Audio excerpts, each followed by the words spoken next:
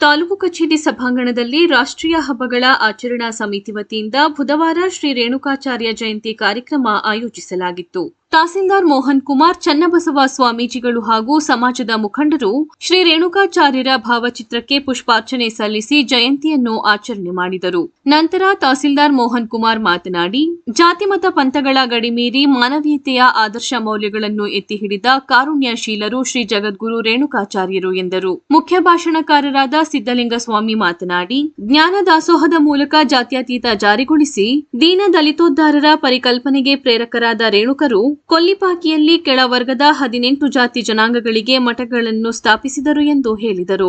ಚನ್ನಬಸವ ಸ್ವಾಮೀಜಿಗಳು ಆಶೀರ್ವಚನ ನೀಡಿದರು. ಸಮಾಜದ ಅಧ್ಯಕ್ಷ ನಟರಾಜು, ಕಾರ್ಯಾಧ್ಯಕ್ಷ ಗಿರೀಶ್, ಪ್ರಧಾನ ಕಾರ್ಯದರ್ಶಿ ಗುರುಸ್ವಾಮಿ, ಕಾರ್ಯದರ್ಶಿ ಬಸವರಾಜ್, ಬಸವ ಬಳಗದ ಅಧ್ಯಕ್ಷ ಗಣಪತಿ ಹಾಗೂ ಮತ್ತಿತರರು ಭಾಗವಹಿಸಿದ್ದರು. ಆದರೆ ಈ ಒಂದು ಕಾರ್ಯಕ್ರಮ ಇದೇ ಮೊದಲನೇ ಬಾರಿಗೆ ನಮ್ಮ ಸರಗೂರು ತಾಲೂಕಿನಲ್ಲಿ ನಡೆದು ತುಂಬ ಸಂತೋಷ ಆಗಿದೆ. ಇಲ್ಲಿ ಹೇಳಿದಂತೆ ಅವರು ಕೂಡ ಮಾನವ ಧರ್ಮಕ್ಕೆ ಜಯವಾಗಲಿ ಅನ್ನೋದನ್ನೇ ಸಾರಿದರು. ಬಸವಣ್ಣವರು ಕೂಡ ಎಲ್ಲ ಧರ್ಮದವರು ಒಂದೇ ಅಂತ ಅವರು ಸಾರಿದರು. ಎಲ್ಲ ಮಹನೀಯರು ಒಂದೇ ಇದನ್ನು ಸಾರಿದರು. ಕುವೆಂಪು ಅವರು ಕೂಡ ಮಾನವ ಕುಲ ಒಂದೇ ಬಲಂ ಅಂತ ಅವರು ಕೂಡ ಎಲ್ಲ ದಾರ್ಶನಿಕರು ಒಂದೇ ಮಾತನ್ನು ಎಲ್ಲ ಮತೀಯರಿಗೂ ಒಂದೇ ಮಾತಿನಲ್ಲಿ ಎಲ್ಲರಿಗೂ ಹೇಳಿದ್ದಾರೆ ಅಂತ ತತ್ವ ಆದರ್ಶಗಳನ್ನು ನಾವು ಕೂಡ ಪಾಲಿಸಿಕೊಂಡು ಜಾತಿ ಧರ್ಮದ ಬಗ್ಗೆ ತಲೆ ಕೆಡಿಸಿಕೊಳ್ಳದೆ ನಾವೆಲ್ಲ ಒಂದೇ ಮನುಜ ಕುಲಂ ಒಂದೇ ಒಲಂ ಅಂತ ಹೇಳಿದ ಮಾತನ್ನು ಪುಷ್ಟೀಕರಿಸಿಕೊಂಡು ನೀವೆಲ್ಲ ನಡ್ಕೊಂಡು ಹೋಗುವ ರೀತಿ ದಯಾಮಯ ಪರಮೇಶ್ವರನು ನಿಮ್ಮೆಲ್ಲ ಕೊಡಲಿ ಅಂತೇಳಿ ಆಶಿಸಿ ನನ್ನ ಒಂದೆರಡು ಮಾತನ್ನು ಮುಗಿಸುತ್ತೇನೆ. ವೀರಶೈವ ಧರ್ಮನ ನಾವು ಒಂದು ಜಾಗತಿಕ ಮಟ್ಟದಲ್ಲಿ ವಿಶ್ವಧರ್ಮವಾಗಿ ಅವರು ಕರೆ ಕೊಟ್ಟು ಎಲ್ಲರನ್ನೂ ಕೂಡ ಒಂದು ಅಪ್ಪಿಕೊಂಡಂಥ ಒಂದು ಧರ್ಮ ಆಗಿ ಮಾಡಿಕೊಂಡು ಎಷ್ಟೋ ಒಂದು ನಾವು ಮಹಾತ್ಮರನ್ನ ನಾವು ಯಾವ್ಯಾವ ಮಹಾತ್ಮರ ಒಂದು ಜಯಂತಿಗಳನ್ನ ನಾವು ಆಚರಣೆ ಮಾಡ್ತೀವೋ ಆ ಎಲ್ಲ ಮಹಾತ್ಮರ ಒಂದು ಉದ್ದೇಶ ಆಗ್ಬೋದು, ಅವರ ಒಂದು ಆಚರಣೆ ಆಗ್ಬೋದು ಒಂದೇ ಇರುತ್ತೆ. ಮನುಕುಲದ ಸೇವೆ ಅನ್ನೋದು ಒಂದೇ ಇರುತ್ತೆ. ಅದು ಯಾವುದೇ ಒಂದು ಜಾತಿ ಧರ್ಮಕ್ಕೆ ಮೀಸಲಾಗಿರುವಂಥದ್ದಲ್ಲ, ಯಾವುದೇ ಒಂದು ಸಮುದಾಯಕ್ಕೆ ಮೀಸಲಾಗಿರುವಂಥದ್ದಲ್ಲ. ಅದು ಜಾಗತಿಕವಾಗಿ ಸರ್ವ ಜನರ ಒಂದು ಉದ್ಧಾರಕ್ಕಾಗಿ, ಸರ್ವ ಜನರ ಒಂದು ಸೇವೆಗಾಗಿ ಮಾರ್ಪಟ್ಟಂಥ ಅಥವಾ ಮೀಸಲಿದ್ದ ಧರ್ಮ ಆಗಬೇಕು ಅನ್ನೋದು ಎಲ್ಲ ಒಂದು ಮಹಾತ್ಮರ ಆಶಯ ಆಗಿರುತ್ತೆ.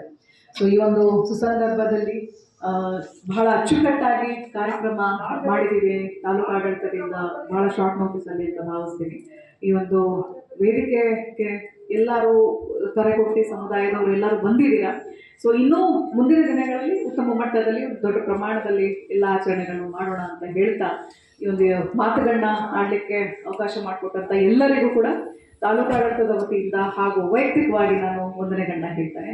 ಯಾಕೆ ಅಂತಂದ್ರೆ ಇವತ್ತು ರೇಣುಕಾಚಾರ್ಯರ ಒಂದು ಜಯಂತಿಯನ್ನು ಆಚರಣೆ ಮಾಡತಕ್ಕಂಥ ಉದ್ದೇಶ ಏನಪ್ಪಾ ಅಂತಂದ್ರೆ, ಒಂದ್ ಕಡೆ ಹೇಳ್ತಾರೆ ಪರೋಪಕಾರಾರ್ಥಂ ಇದಂ ಶರೀರಂ ಅಂತ ಹೇಳ್ತಾರೆ.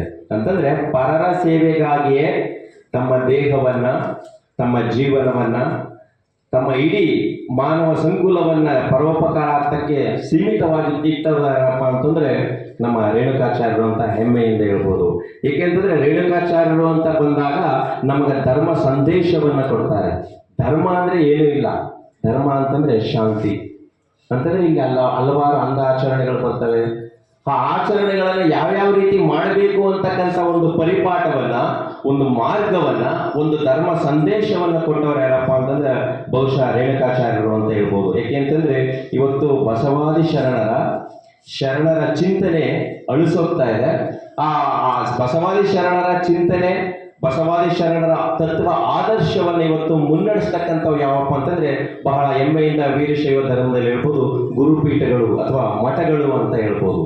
ಯಾಕೆಂತಂದ್ರೆ ಸರ್ ಹೇಳುವಾಗ ಹೇಳಿದ್ರು ಆ 5 ಮಠಗಳನ್ನ ಸಂಸ್ಥಾಪನೆಯನ್ನ ಮಾಡ್ತಾರೆ. 5 ಮಠಗಳನ್ನ ಸಂಸ್ಥಾಪನೆ ಮಾಡ್ತಕ್ಕಂಥ ಉದ್ದೇಶ ಏನಪ್ಪಾ ಅಂತಂದ್ರೆ ಜನರಿಗೆ ಧರ್ಮ ಸಂದೇಶವನ್ನು ಕೊಡ್ಲಿ, ಜನರಲ್ಲಿ ಅವರದೇ ಆದಂಥ ತತ್ವ ಆದರ್ಶ ಜನಸಾಮಾನ್ಯರಿಗೆ ತಲುಪಲಿ ಅಂತಕ್ಕಂಥ ಉದ್ದೇಶವನ್ನು ಇಟ್ಕೊಂಡು ಇವತ್ತು ಗುರುಪೀಠಗಳನ್ನು ಸಂಸ್ಥಾಪನೆ ಮಾಡತಕ್ಕಂಥ ನಿಟ್ಟಿನಲ್ಲಿ ರೇಣುಕಾಚಾರ್ಯ ಒಂದು ಪ್ರಮುಖವಾದಂಥ ಪಾತ್ರವನ್ನು ನಿರ್ವಹಿಸಿದ್ರು ಅಂತ ಹೇಳ್ಬೋದು.